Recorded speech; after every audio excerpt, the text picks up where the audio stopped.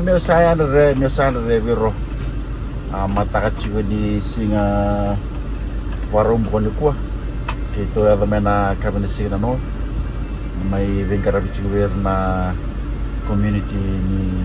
di kenang abe mandalo. Mata cini kuah warung juga mekito serendal tango mekito ngolen nabi bonua kara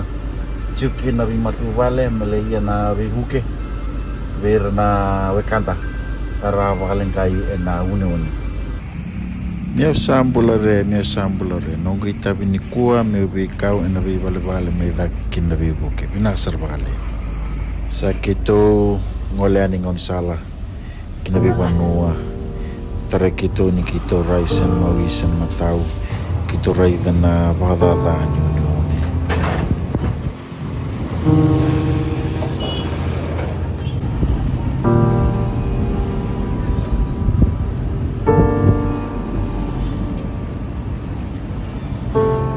Amaro tandi na ni rauni kito bebu kini kuwa sekali lebi sekali lai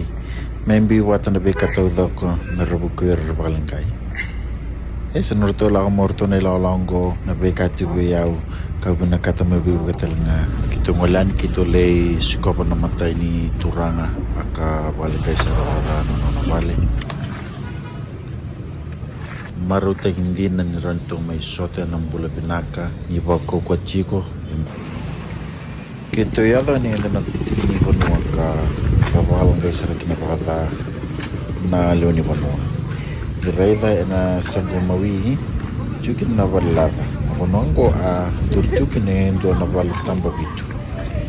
Ito longo ena na bangkarai do na matabu wale ngalu karto awai tigu boli ena do na tiknya sa ni bonua. Kene ngole sa lo chungo nilai na bibu.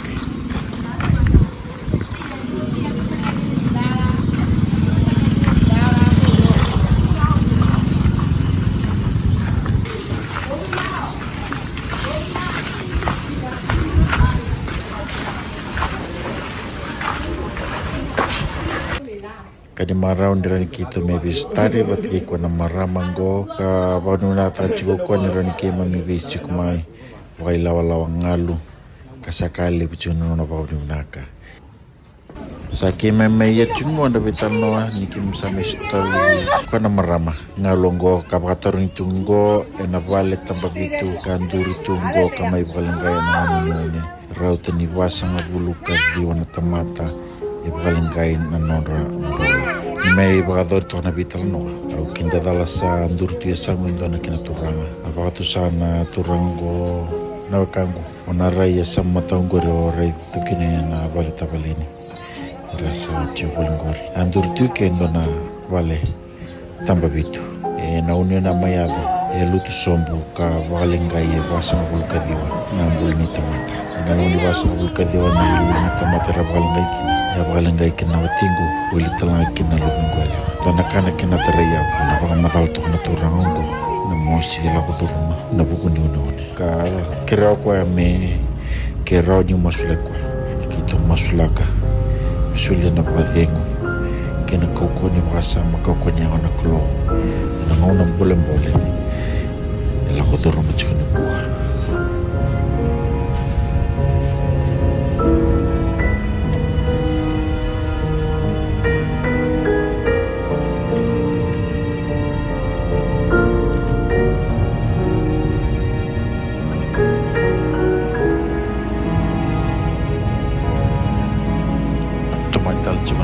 ngole kina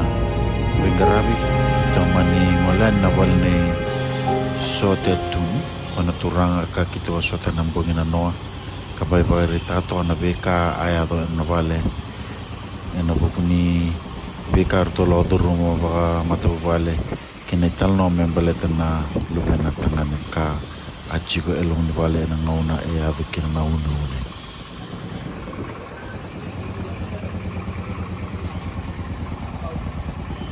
Babasa mata kabia tinikaruan na koloko untao sa rutunga sa ubakila na unong sa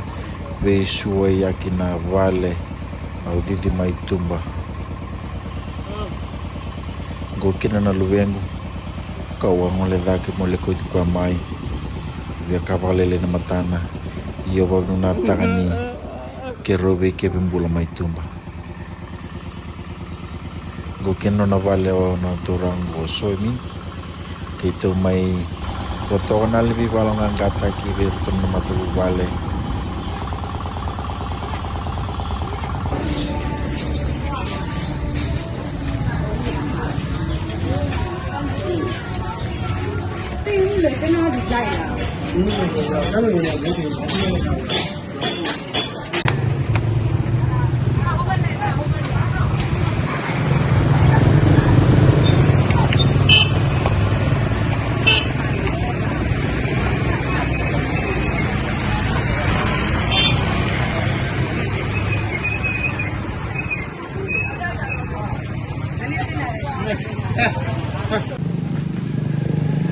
maru bagalim talangan ni rani kita ngole mai ana vale nei ke min bata ke men lo di vale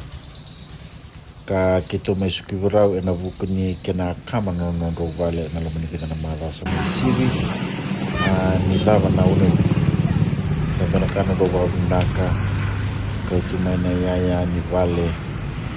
me bakana lo na tutubi na sibuni na bileti na kubo songo na lava e samba songo ni rawa ka mai bebu ke kena non rombula ba matu vale na ngona bola rola do chum sando na kana do ba do naka ko mai ki men nei na vistari e na bula binaka ka ba do naka chum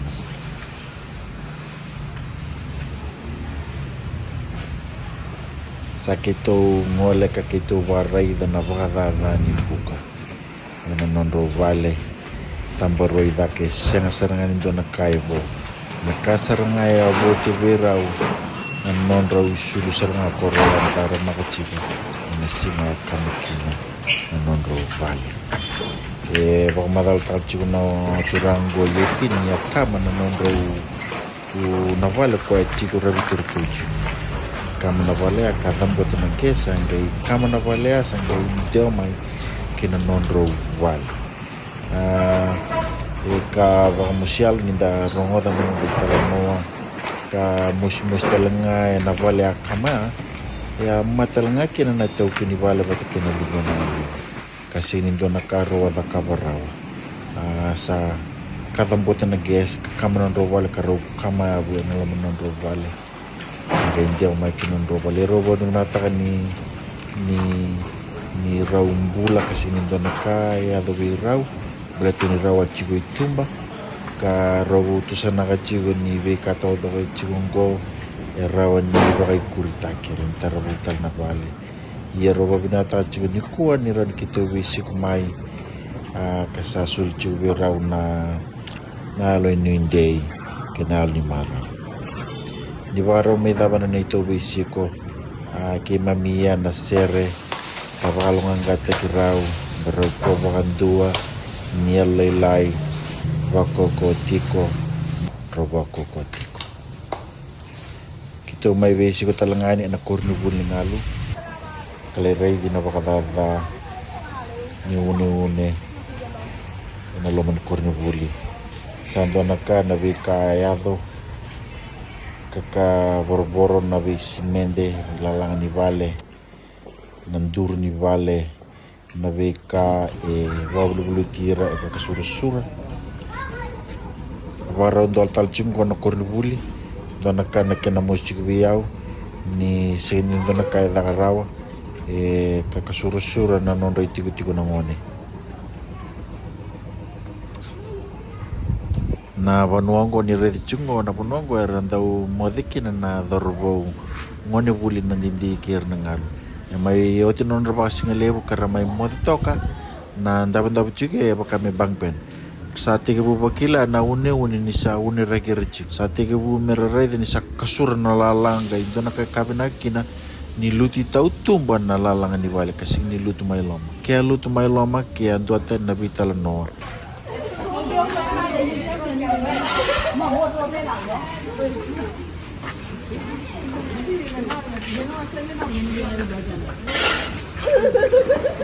Oh, sorry, man.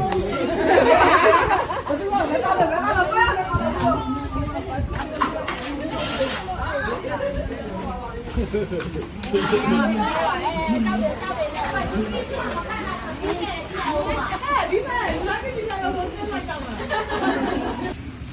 may pangamatal takatuan na maramonggo ay nangon sa narto kasing ilib chugi na pangamat bubal to kada kasangan indua chugulom ni bale ay nangon ay akarto tunggay kindadalan ni sa kasurosombo na narto bal tambarua kasangan sarangan into na kaya po tunggay tikububay didaki in tautumba pao nuna tachiko kwa na mubula binak kinabisi ko ay domay na sinik ko sa sulia juvenal ni Maraw Berto pakamata bubali.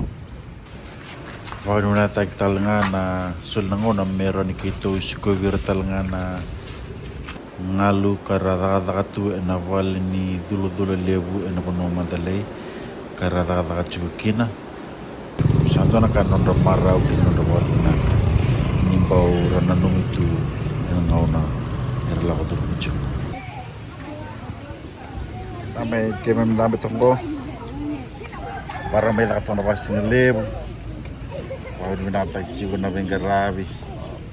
sa benggarabi rawat ikuwa namigase sa pagod minakachiko may nakatungan ko na bakasinglib may pagkaraw ni tumantalad na rekatale sa ato pa nagitunan kami na kumahan nabalip chigo na sema chigo may ito nag-i-update chigo ito ka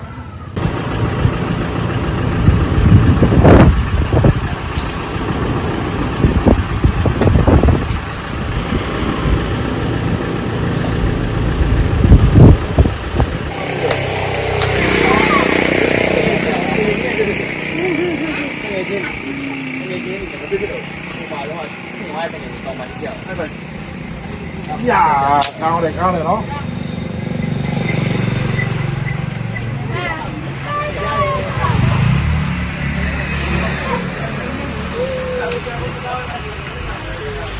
santo nagkaroon nito Maraw nila nito may gustar talaga ng bula ay binaka nito mas manapalong at tayo yung anak klog tinanong matubay kesa na ang bula re wala bang bula binakachagayo yung bula binakachagayo musyo walay nagtinda may takatong wana bitalanoa Maraw chiwanao niran kita bisik main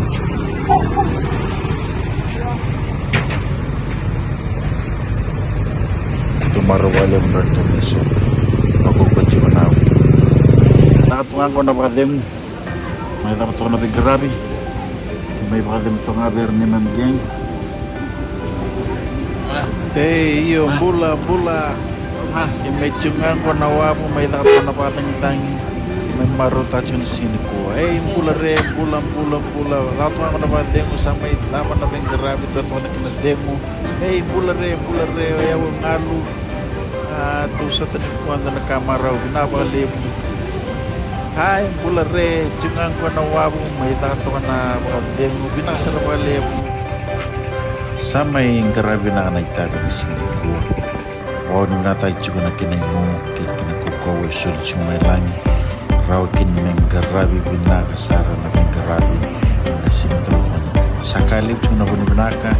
nabunibito ko ni nabunibinggarabi sa may makatira ayan na binakatalamay na nung ito kanin kuha sa kito serendaliles talchunggo anong ngoling-ngoling lestal chikani kiyangun ka nataraji we warna yun sa may kito may beauty mandali chikang matangko sa bibu mera pono kito wabay dil chikina may garabi binakana itabi na loma ni singin na noa solito na kena kokowa kena draki hindi na nga ni kutunduto na wanua kito maro tabale bunyi raw ni bata-bata ka nagkena rangi